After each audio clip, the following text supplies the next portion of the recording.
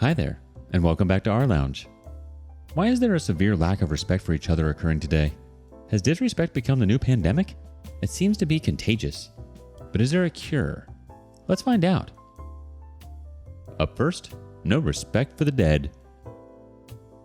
Stepmom destroys my fiance's dead cousin's wedding dress, thinking it was mine. A little background. My fiance's cousin passed away in an accident on her honeymoon around 6 years ago. Her husband couldn't stand being around wedding gifts, decor, mementos, etc., so everything wedding related was split between family members. My fiance was very close to her cousin and was her maid of honor, so got her wedding dress. It sat in our closet. My fiance sometimes took it out to look at, but has never planned on wearing it. My fiance's cousin was a similar shape and size to me, and the dress has been kept pristine, so it wouldn't be too big of a leap to assume the dress was mine. We fell out with my dad and stepmom over multiple manipulations, including taking money from my grandparents, who thought it was going to my hospital bills. This falling out led to them being evicted by my grandfather after years of living rent-free. We've been getting a barrage of online abuse since this, but since they're halfway across the world, we didn't think it would spill over into the real world. My stepmom flew over to talk it out in person. Unfortunately, we were on a date when she got there, and the only person in was my college friend, who was crashing on our couch. She opened the door and stepmom pushed past, yelling and throwing a fit. She shut herself in our room and threw stuff around. Nothing was damaged beyond repair until she raided the closet and found the dress. She had barricaded the door, and by the time we got home to deal with the situation, she was screaming something about how I can't get married without a dress. We didn't think about the dress in the closet in the moment and wondered what she was talking about, as I don't have my dress yet. We called the police, and when they took her away, we finally realized what she was talking about. Fiance's cousin's dress is in shreds. My fiance is devastated, and her family is upset too. None of them blame me, but I feel like it's my fault for bringing my stepmom into their lives. I'm trying to help my fiance through this and the grief that it's brought up, as well as putting in precautions to protect ourselves in our home. My stepmom is still being detained, so my dad is creating multiple accounts to harass us.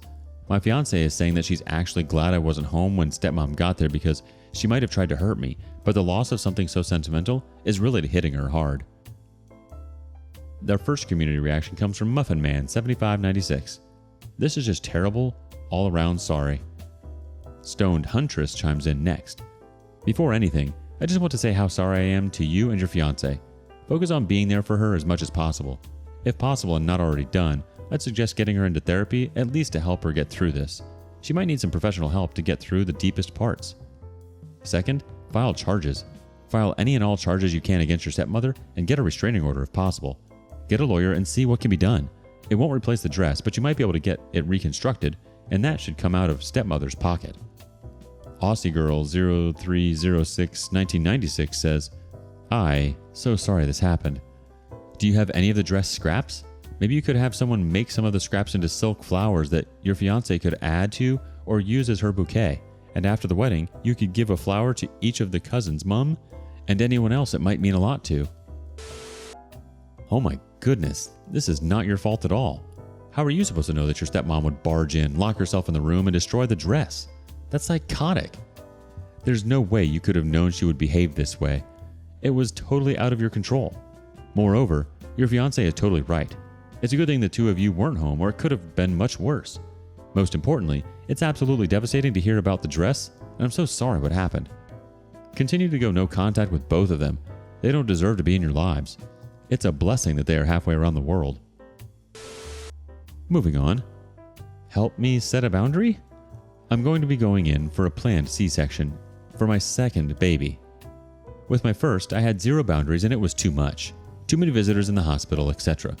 One thing that pissed me off in hindsight was my just-no mother-in-law barging in right after I was reunited with my child after an emergency C-section. She got out her iPad and immediately started FaceTiming with her golden child to meet my baby. She completely ruined those first few moments. I'm okay with her visiting 24 hours after this surgery. However, she is so predictable that I know she will want to FaceTime with said golden child again, and I'm not for it. Golden child is so self-centered, and I can't even deal with her crap postpartum. I just want it to be chill AF. How can I set a boundary with her in order to avoid her intrusive FaceTiming-ish? Do I wait until the hospital? Do I tell her beforehand? Honestly, golden child has zero relationship with us really. Didn't come to our wedding or any monumental event, so I doubt she even cares. but she needs to be initiating contact to meet new baby, not mother-in-law. For all intents and purposes, mother-in-law is okay, she's not malicious, just effing obsessed with his daughter, and it's bizarre. Honestly, I think you should be totally not okay with her coming to see you 24 hours after the operation. That's a huge operation. It's trauma to your body, adding additional stress onto what can be harmful to you and to baby. Just tell them that you and your husband have decided to spend some time alone for a transition period, a little, while after baby is born. Tell everyone beforehand, and if they get upset about it, tough luck. You said what you said. What do you make of this? Our next OP gets showered with disrespect, not gifts of love. Update. Pregnant and sick because of my in-laws. Cancelled shower. 35 weeks. First, it started on a family vacation. Mother-in-law got sick and didn't isolate. I asked her if she was sick not to get near me because my immune system is crap from being pregnant. She semi-tried, but then got FOMK and resumed activities as normal. Coughing on food and in my face. We leave and go home only for me to get sick. I was sick for at least a week, not COVID, but the doctors were worried it was turning into pneumonia, so I had to go in for antibiotics and steroids, as well as monitoring for baby. Finally, I start feeling better, but my cough is still deep. Mother-in-law never apologized for getting me sick. So this brings me to this weekend. My baby shower is on Sunday. However, we go to a cousin's bridal shower a couple days before. My aunt was all up in mine and my son's face, like 2 inches away, and after about 45 minutes, tells us the lady she teaches with in the same classroom was out sick with COVID. I know guidelines have changed, but they still say to mask. About an hour later, I find out yet another aunt has an exposure to COVID with her partner. The next day, I get the phone calls. Said aunts have now tested positive for COVID. I was definitely exposed, as was my son. Which brings me to baby shower day.